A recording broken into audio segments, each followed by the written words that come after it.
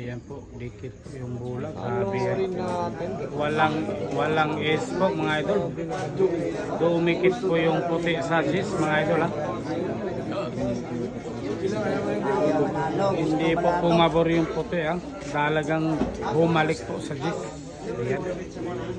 Di-discard yan po.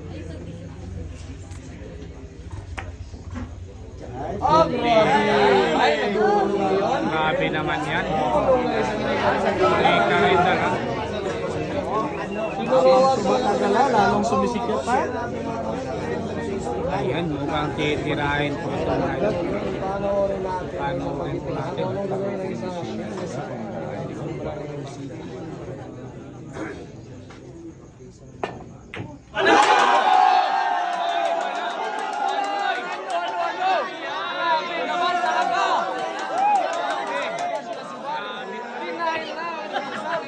Maliwala po.